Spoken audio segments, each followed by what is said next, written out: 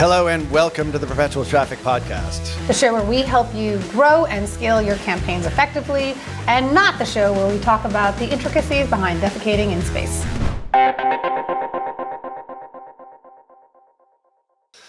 I'm Ralph Burns, the founder of Tier 11.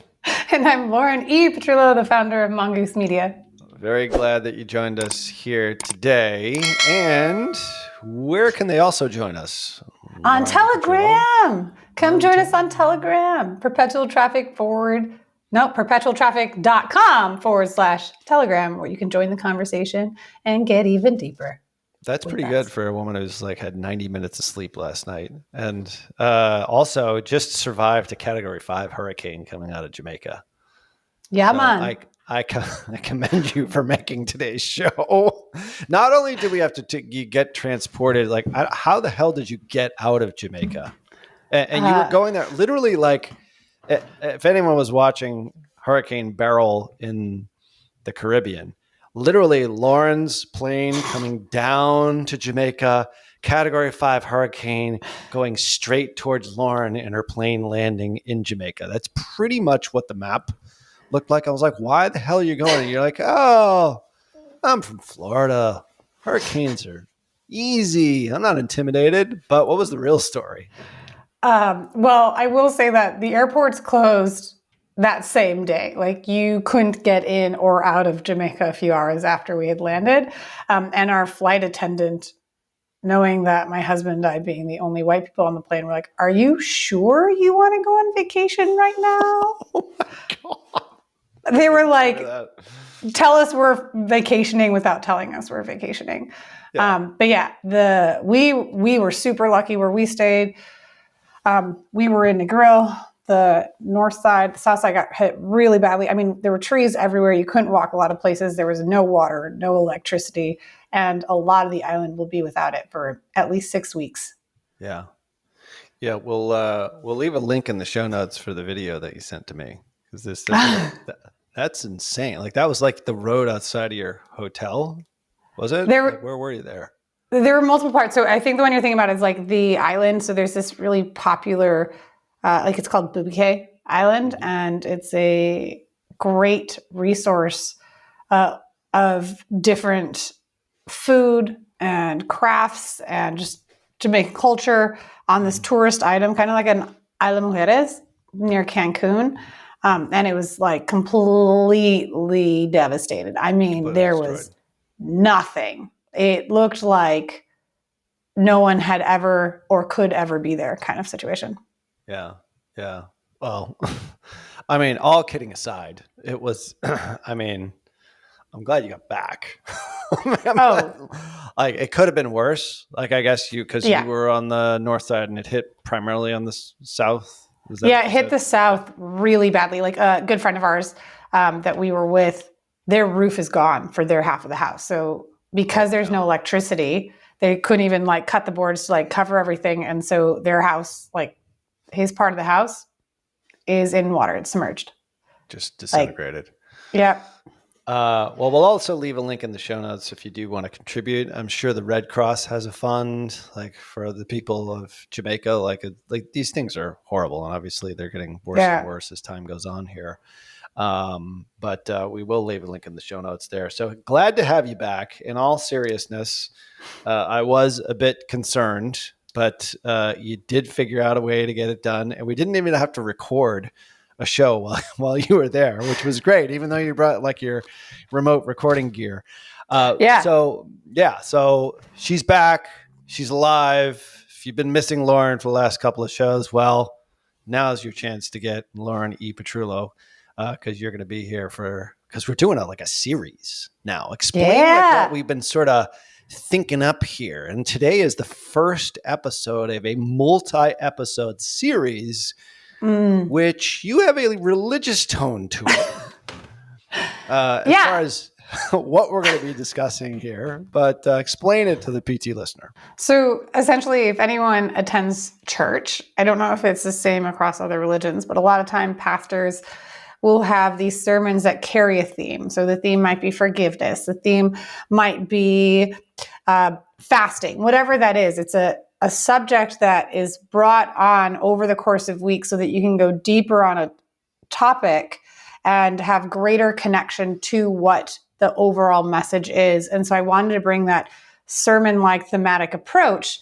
And Ralph was like, okay, let's do it, in his amazing, amazing co-host fashion, and was like, do it right away. And so I'm super excited because this subject has been talked about a little bit, but Ralph, what we've got with our guest in our virtual green room is a chance to go super deep on a really important topic that we can then continue the conversation in the next few weeks even further. Yeah, and I think this is something that, when we do shows, we do a specific subject, specific topic, try to get into it as deeply as we can in 45 minutes or so, thereabouts. And that's about what, our listeners they can't tolerate much more than that of us, 45 or 60 minutes at the most, especially all the data shows that, even shorter episodes are sometimes even better in a lot of ways. But like, you can only go so deep into topics that are really important. I think this is probably the most important topic right now that nobody's talking about in marketing. And that is what we refer to as marketing performance indicators. But in basic terms, it's financial metrics and business metrics, the stuff that actually really matters in marketing, because all the other stuff is just a means to an end. At the end of the day, we talk to dozens of businesses every single week, and I know you do as well. We've got, dozens and dozens of customers that the message is very, very clear. Like, if you can get me to where I need to be from a business metric standpoint, like, that's all I really care about. And I think a lot of agencies and a lot of individual consultants, and I think a lot of marketing departments miss this. And this is not something we can discuss in one episode and we're done. So we're going to be going through this in a series of episodes, probably 4 or 5 episodes is my guess, in this sort of theme here. And we're going to start off today with a very special guest from Tier 11, our VP of Sales, who is actually really qualified to discuss this. Yes, he's a sales guy. I'm a sales guy too. Lauren, you're actually a salesperson yourself, by the way. We're all salespeople in life. But the point is TJ talks to lots of businesses every single week. And these are the things that matter right now. So if you're in the old way and you're still measuring everything through, I'm not going to steal his thunder, through those old metrics, this is the new way of doing it. So without further ado, welcome to Perpetual Traffic, TJ. Yeah, thanks, Ralph. Thank you, Lauren. Thanks for having me on.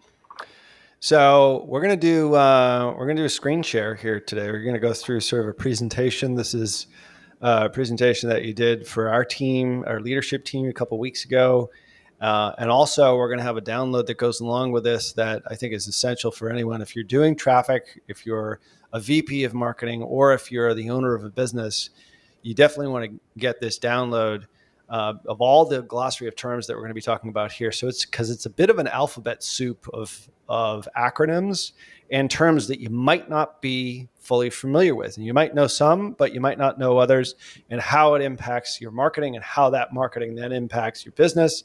I think is what we want to tie in together here. So TJ, tell us a little bit about these marketing performance indicators and why it's so important to businesses. Yeah, thanks.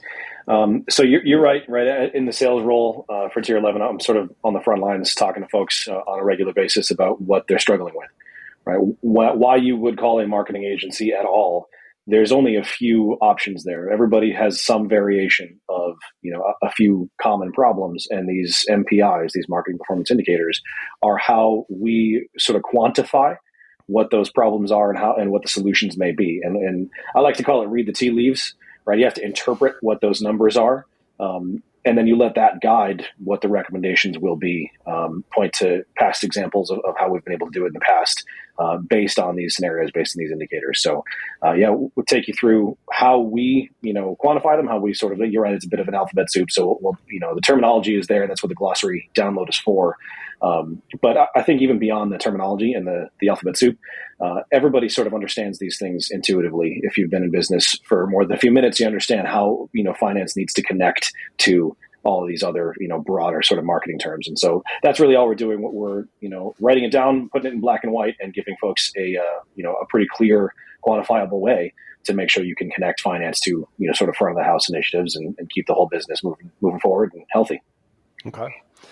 So let's get right into the presentation here, because I think most agencies and most marketing departments are inwardly focused. This is the way that I sort of look at things. And, this is direct feedback from our customers. And we're getting this now, especially since we've trialed this. And I know, Lauren, you're fully on board with this because your agency has been doing this as well for quite some time, which is great, because we're coming at it sort of from the same angle. But we both understand that, and we've had many of these conversations, it's like cost per lead doesn't really matter. What matters is that a sales qualified lead that leads to a sale? So higher quality, like it's not just about the numbers. And I think a lot of agencies are just focused on the numbers that make them look good.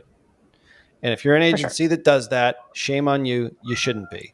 And if you're a business that has an agency that they're bullshitting you, like this is actually for you here today, because this is what we're seeing firsthand right now, because the in-app metrics, the marketing metrics, don't necessarily correlate with business growth. Where you really want to focus is you want to focus on these, what we refer to as MPIs. So like I said, we've got a download for this. I'll throw it out right now. It's at perpetualtraffic.com/MPI. That's M as in Mary, P as in P, I as in Petrullo. Petrullo. Yeah. I as in iPhone. So yeah, P as in Petrullo, of course. So anyway, perpetualtraffic.com/MPI. Also, you want to check this out over on our YouTube channel if you're listening to this, so that you can see the presentation from TJ here. Of course, that's perpetualtraffic.com/YouTube. But you already knew that. So take it away, TJ. So how your agency should measure, right? This is over the sort of years of hard-fought wisdom here that we've acquired. This is what we have found to be the most successful method for measuring success, for speaking to partners and clients. This is what folks at the CMO, the VP level want to be hearing from an agency. So if you are that VP level, you should expect to hear this type of terminology and measurement. Kind of not just terminology, but also, what types of numbers are they reporting back to you? This is what we recommend any agency be providing, and anybody in leadership or strategy level be expecting to hear from their agency. And I would just add also internal teams, because we've got a lot of VPs of marketing that just have an internal team, no agency. And this is true for them as well. I mean, you might have some part of it where you outsource to an agency in one way, shape, or form. But I mean, this holds true for any marketing team. Marketing teams tend to think about marketing metrics. And we're here to tell you that could really lead you down the wrong path. So whether it's an agency, internal team, this is, totally relevant for you. Reason why all these metrics are so important. So go ahead.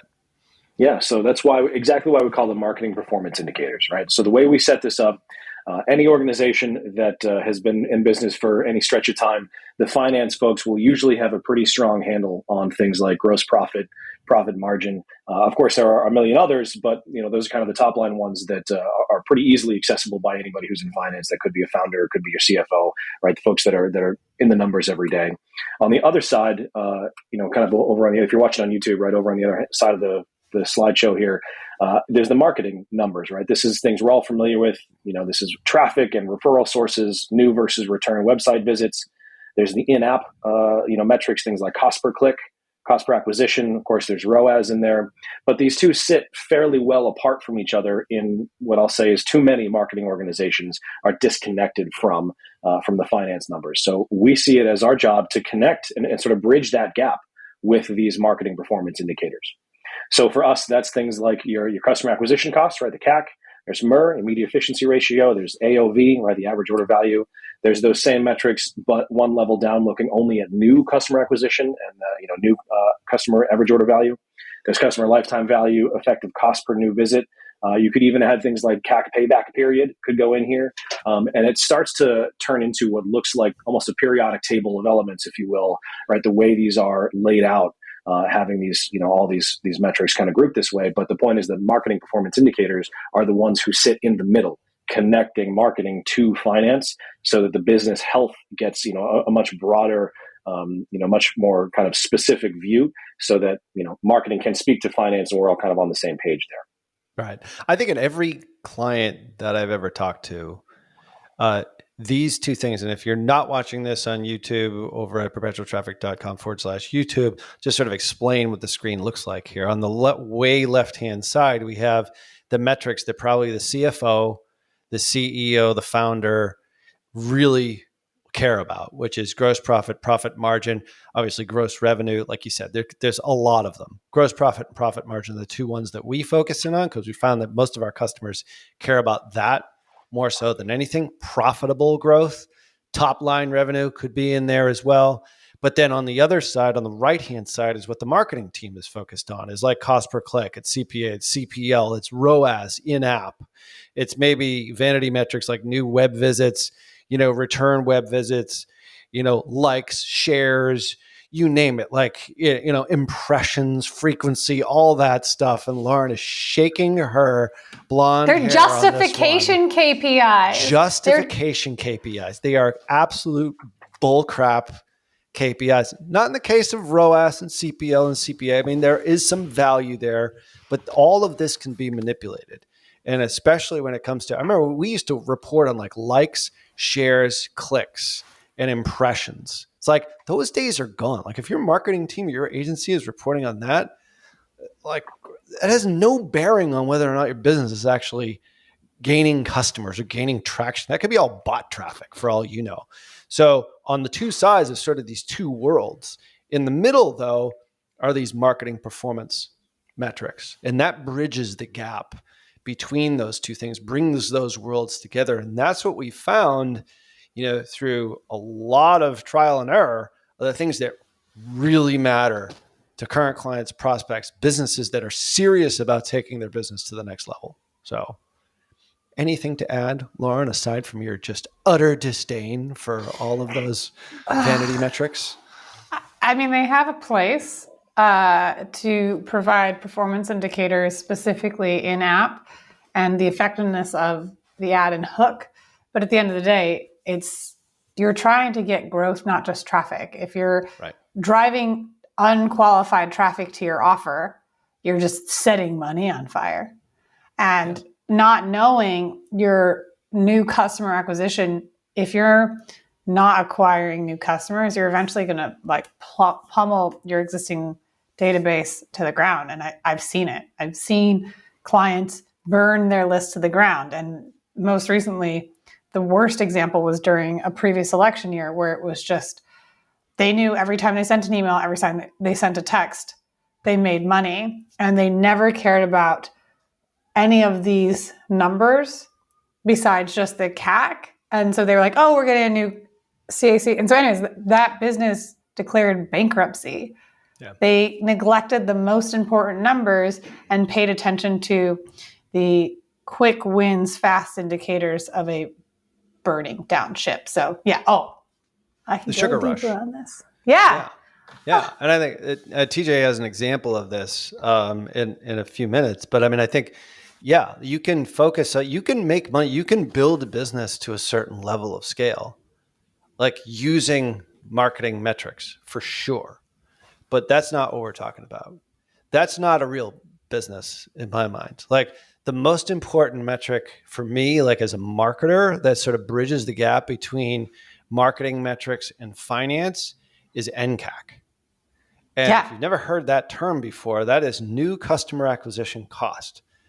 And Facebook, Meta, Google, like they all can manipulate these numbers. And what you think is actually N-CAC is probably just either repeat business, stuff that you might have already gotten anyway.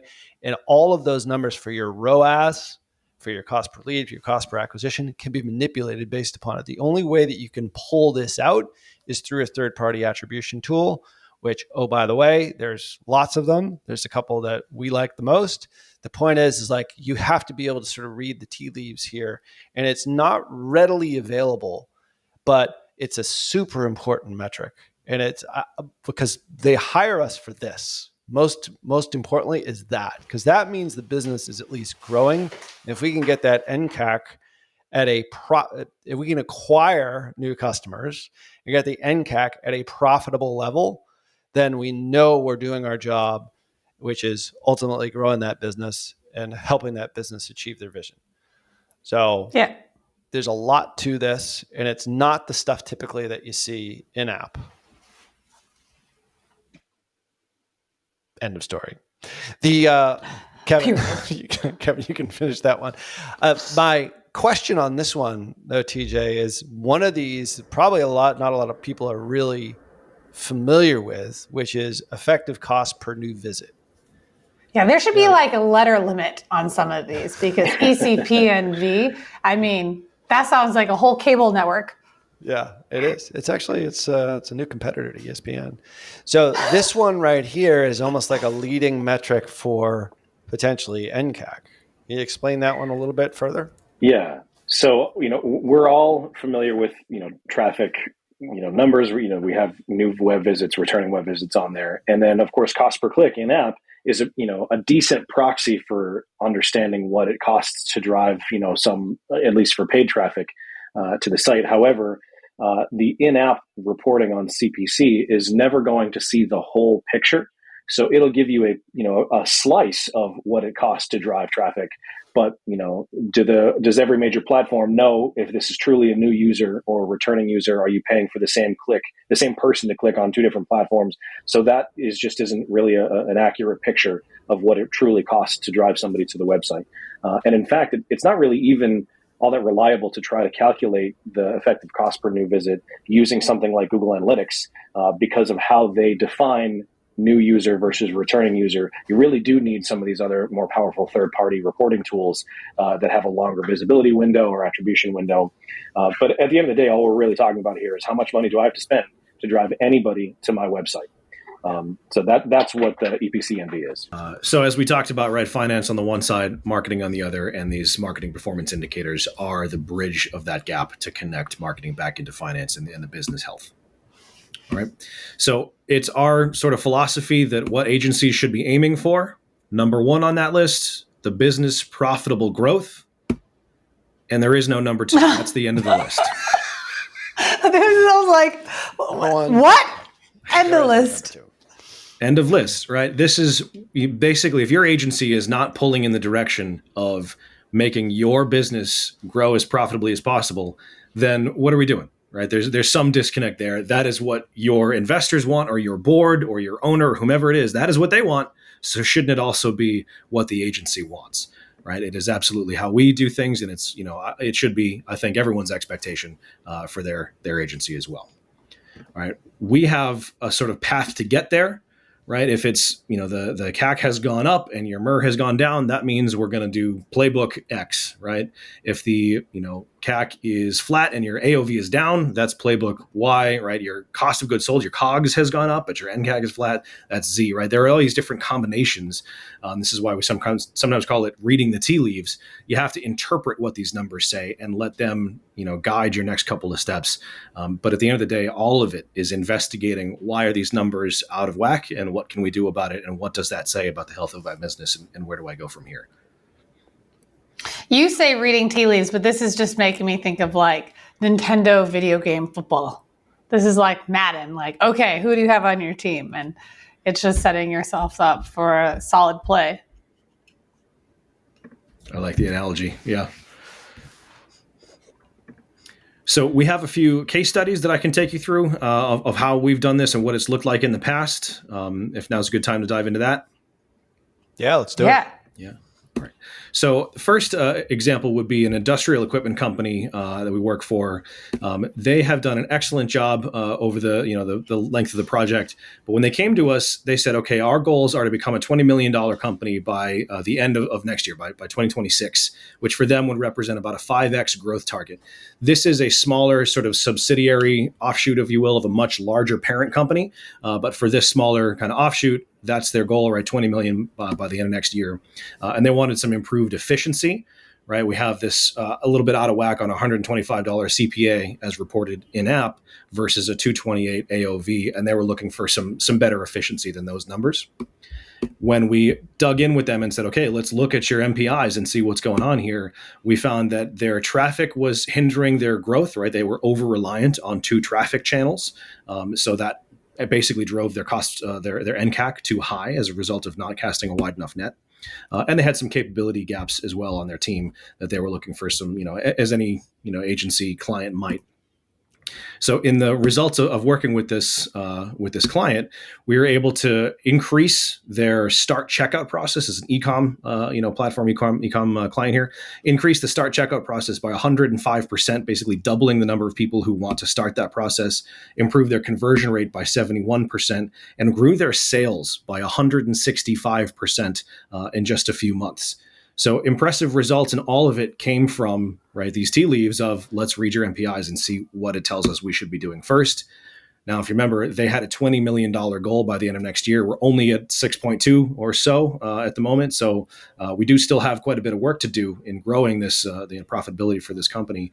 But they're up something like 3.7 million, up from 3.7 in about 9 months of working with them. So that's not bad math. It's not bad. It's not bad. Math. Pretty good math. Yeah. But getting back to the MPIs here, the focus was really on the big goal. The big goal is this is a revenue goal.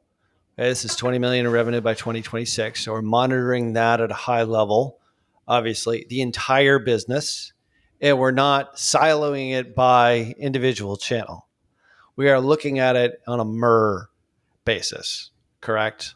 We are looking at marketing efficiency ratio, meaning we're taking all that we're spending on our marketing, and then we're looking at what our results are and comparing it to what's actually being collected inside. In this case, I believe this is a Shopify store, if I'm not mistaken. So it's real math. This is not math that comes out of Meta or Google. It's the actual math, and it's a MER calculation. If you don't know what MER is, like I said, we've got the cheat sheet. We'll go through some of these metrics sort of at the end here, sort of the glossary of terms so people can familiarize themselves with it if they haven't heard of these things for the first time. N-CAC was probably one of those things that you might have heard of, but you didn't maybe realize that it was so important. MER is obviously something that's been around quite some time, especially since the iOS 14 update. Everyone started to sort of shift that way.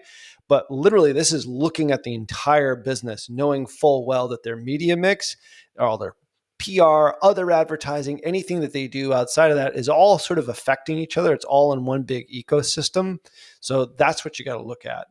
And that's really hard for a lot of people to break away from, TJ. This is one of the biggest challenges I think we face, is because everyone wants to break it down by silo. I want my my Meta. I keep saying Facebook still 3 years later, but I want my Meta. We forgive spend. you. I know. There you go. I'm just doing a little blessing. And they want it by individual channel. It doesn't work that way. I think John Moran came on a couple of weeks back, and we'll leave links in the show notes to that episode as well. It's they all commingle. It's incestuous. The impression might be seen on YouTube, and then they see a video on Meta, or they see it on their Instagram feed, and then they finally do a Google search, and then they buy. And obviously, last click attribution, the Google search would get all the credit.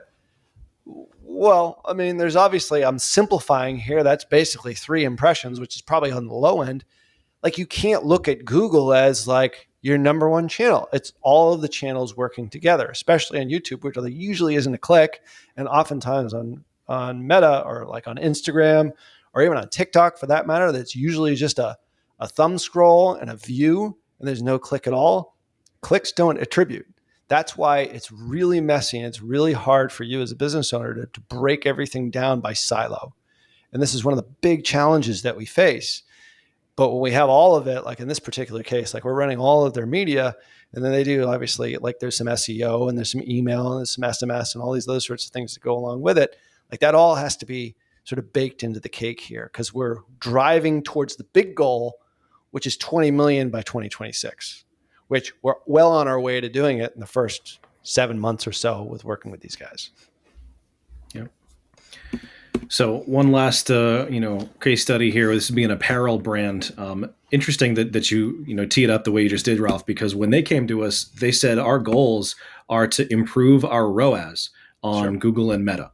Right. And of course, that's extremely common to people, for people to use that sort of terminology and thinking about, that could be shorthand for I just need to improve my efficiency. I need to make more money, or they could be really dialed into that ROAS number. But in either case, we said, OK, let's change the subject a little bit on how we're going to talk about your goal. Let's get a bit more quantifiable, right? A bit more tangible in that. So we identified that ROAS goal and said, OK, how else can we measure that for you? That's typical. It turned out, right? Yeah. Like you're on these calls every single, like Lauren, you deal with these too. It's like, oh, I want my ROAS to be 3x on Meta and on Google. Oh, and it's like, if you can push that number to be whatever, it's unlimited spend. Right. I'll back carte up blanche.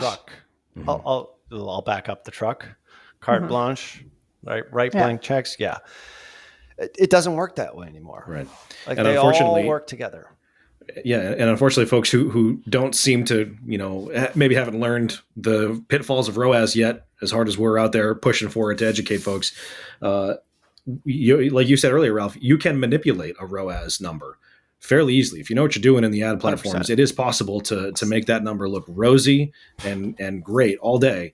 And great, now let's write that blank check. And all you're doing is helping that company go out of business faster. Absolutely. By taking their money and not producing the results that they're. And I really hate to say it, but agencies do this all the time. They stack the deck by throwing warm traffic in with cold traffic and look at my ROAS. Hey, you want a 3x ROAS? Great. But then the business owner looks at his checking account and says, well, why do I have less money this week than I did last week? Plus I have to pay your fee. Like that's total bullshit. Like that's what's wrong with this freaking industry, TJ. And Lauren E. Petrullo, which I know you're on board with this, is that's like fundamentally wrong. Like that should not happen. I get it if you're an immature marketer, but like really, like we all know better by now. I would just argue, Ralph, that while immature or nascent marketers might leverage these KPIs more than actual MPIs, marketing performance indicators, there is a time and place that they do have some relevance. I don't want to say that in totality, never look at your in-app ROAS or never look at some of these less important KPIs, not marketing performance indicators, because they can provide insight into the offer, into the hook, into the advertising that you're doing.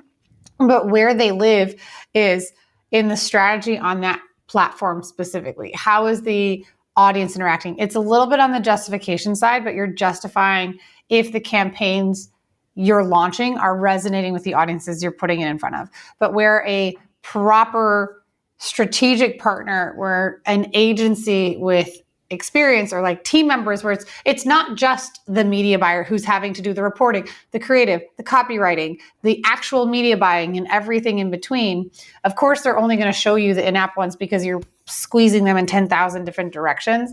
But when you want to be at the place where you're helping brands scale 5x to $20 million a year, they cannot have that type of perpetual growth if they don't have a focus on these marketing performance indicators. I just don't want to think that in isolation, some of these KPIs are irrelevant, because they can come to the conversation to show, is this, like, for example, in Meta, are you generating a ROAS that is at a number that you can then quantify against your spiffy checkout, against your Shopify sales, to make sure that you have positive signals and you have data match events so that what you're sending to Meta is matching with what you're getting in your stores. So you still need those to an extent, but that's like on the doer's role, where they don't become the soapbox that you stand on, because it's not a number that gives you indicators on marketing performance. It gives you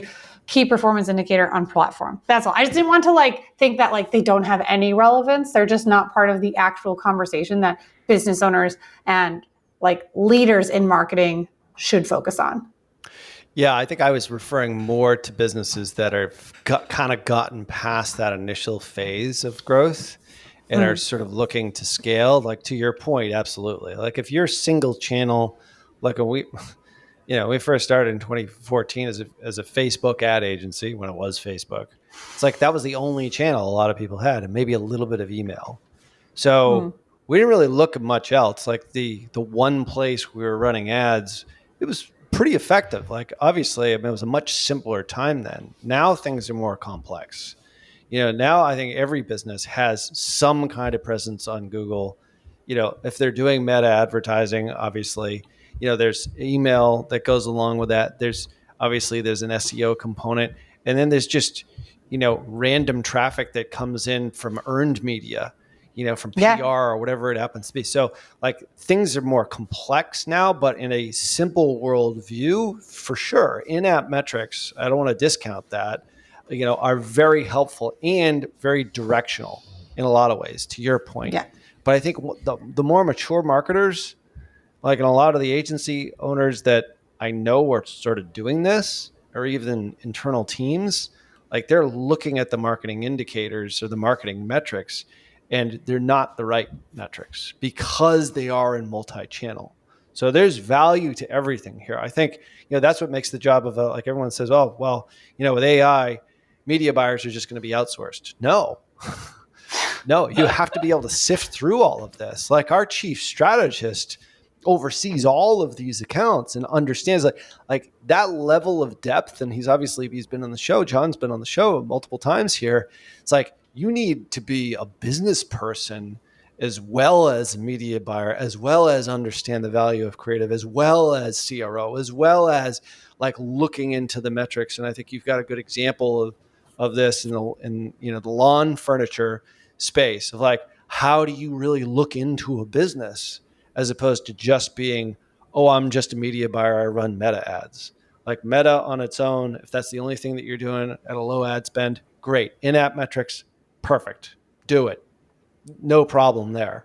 But once you get to a higher level, a lot of this changes. Yeah, it's you start having real conversations about who your customers are, and then it leads into the strategy, like having these MPIs out the gate. Like we know that if TJ is setting these forth and we're having a conversation with the business owner, and you have such clarity on where you want to go, you have your North Star, you have your guardrails that are centered around funding, essentially, because it's way easier where we go back to where justifications and you're using the wrong numbers, you're using KPIs instead of MPIs to lead the conversation. You're looking at a bank account that will not sustain your agency costs. Yeah, 100%. Yeah. So the challenges with this apparel brand, we went a little bit sideways there, got you off. But like, what was their challenges? They had a ROAS goal. So that's right. So very similar to exactly what we're describing here. So they were looking at ROAS and identified that as a goal, but a challenge, it turned out, is that they had lost $100,000 in the month leading up to, coming to us and talking about this problem. And then we sort of helped them discover that their best selling item had a negative gross margin. They were losing money every time somebody bought this, and it was their best seller. And worse yet, Lauren, they didn't know it. We were able to help them with this because they were looking at things like ROAS and all the other sort of in-app, and we're not digging deep enough. We're not connecting enough data sources. We're not really applying that business sense that Ralph just talked about. The reason AI won't do it for you, right? They were not seeing the whole picture here. And no disrespect to this client, it was not through any fault of their own. It's just the shape of the landscape these days. It is a difficult job, and that's why we're able to be out here helping folks with it. So in this case, the first and most important solution was, let's set up these marketing performance indicators for them so they can connect finance to marketing and see how the whole picture really fits together. What do the financial numbers look like versus those in-app metrics, right? They don't go away. You're right, Lauren. They still exist. They're still useful to some extent. So how do they compare? What do each of them tell us? And then, of course, we can sort of discover that now that we can connect these things, we see there's a problem in here that we didn't know about ahead of time, right? Solution was really sort of business sense more than anything else. The results are early, right? This is a fairly new project, up 61% week over week in new sales. And we're up more than 2,000% in profit growth. Now, if you're seeing the numbers here on the slides, that's $1,600 in net profit for the week, which is not major, right? That's not anything to write home about. And yet that still represents a 2,000% increase. Why? Because they were losing money beforehand. $100,000 to go from 6 figures in debt to 1,600 in net profit that quickly. I mean, again, it's just shifting the conversation. Where you're like, hey, let's make sense out of where we're spending our money. Yep. And so, their goals initially were ROAS, and we basically changed the subject and said, guys, we have much bigger, fish to fry, much bigger things to talk about than ROAS here. And so these folks have turned into raving fans of ours, which, we're certainly very proud of. And so the quote here, while this isn't the quote here is, I'm going to Kevin on that one. These folks have turned into raving fans of ours, which is something we're very proud of. And so the quote from this actual client is, this is the first time an agency has actually cared if we're profitable, right? Those are their words.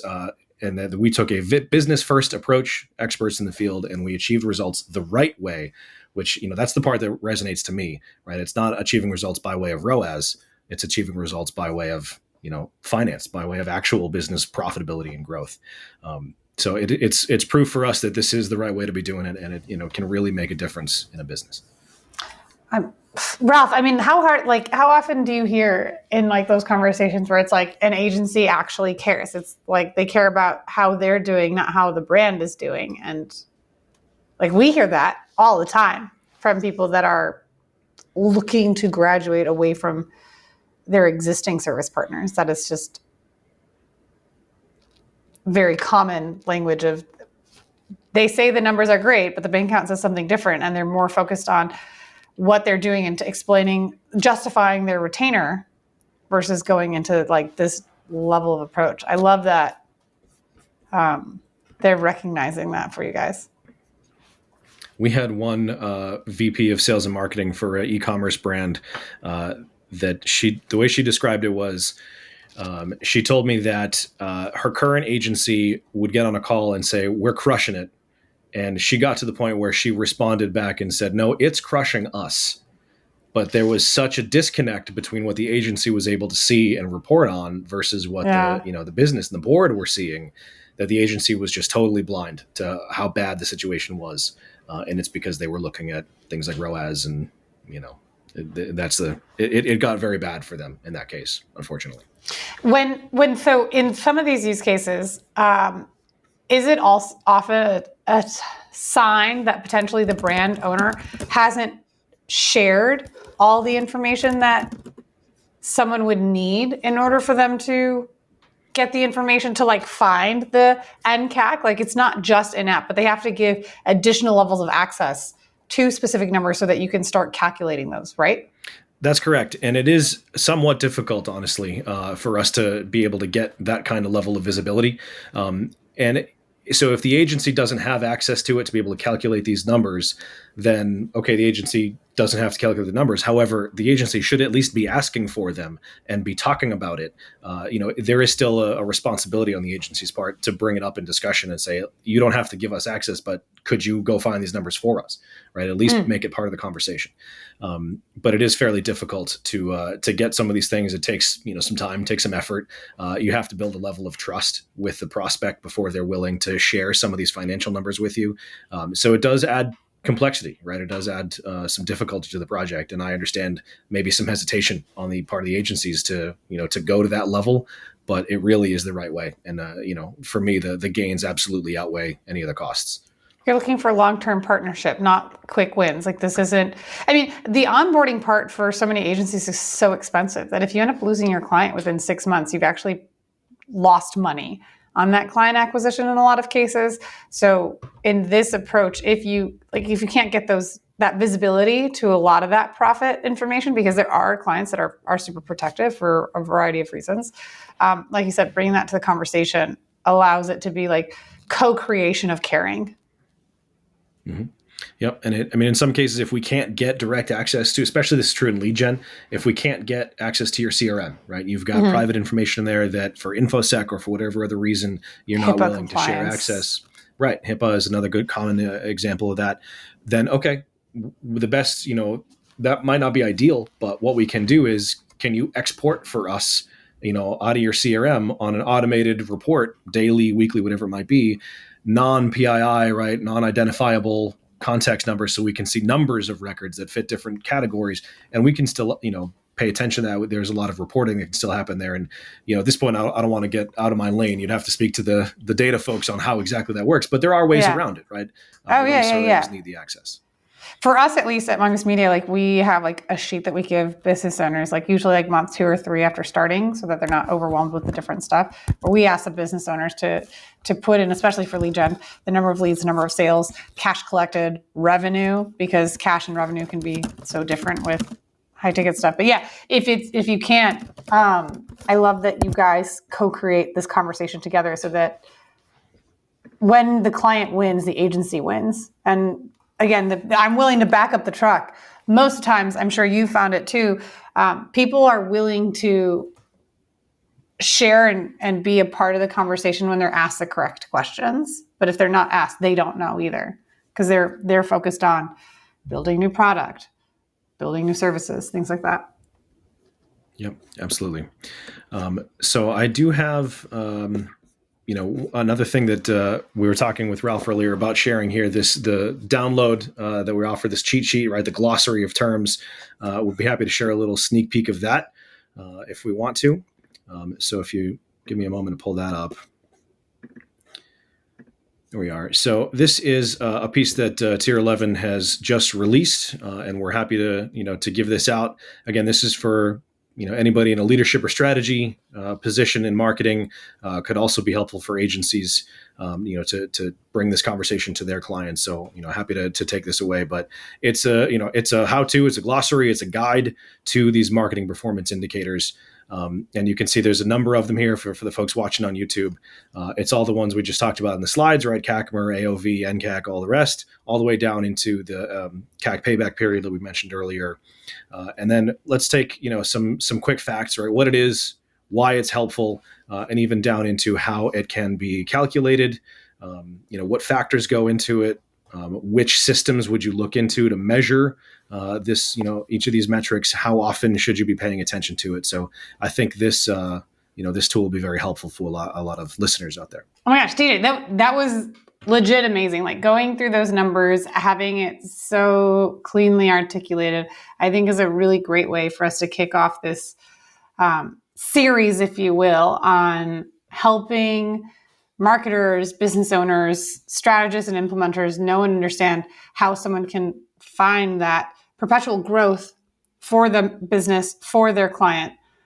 So I think that's an awesome takeaway that you guys made for the listeners, and a great start to this conversation that we'll be able to carry on for the next few weeks. So thank you so much for that. For those listening, TJ, where can our listeners find you? Find me. You should check out Tier 11, definitely.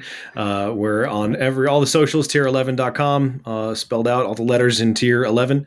And of course, everywhere Perpetual Traffic can be found. I'm here to rep the brand, and I'm happy to do it. So Lauren, thanks very much. Ralph, thanks for having me on. And I'm glad that the information was useful, and hopefully I can come back on and do it again sometime. Yes, definitely. And to all those that were listening or watching us on YouTube, thank you so much for joining us. Of course, as always, we would love to hear your true and honest feedback. So if you're happy and willing, we'd love to hear a rating on whatever platform that you're listening on. And of course, do the subscribe, listen to previous episodes. Definitely join us on Telegram, where we'll have the chance to go deeper, like let's go. If you are still using KPIs instead of some of these MPIs, like bring it to the conversation. We can continue this on over in Telegram, and definitely stay tuned as we continue this series. On behalf of my awesome co-host, Ralph. I don't know if I'm recording. Ciao. See ya.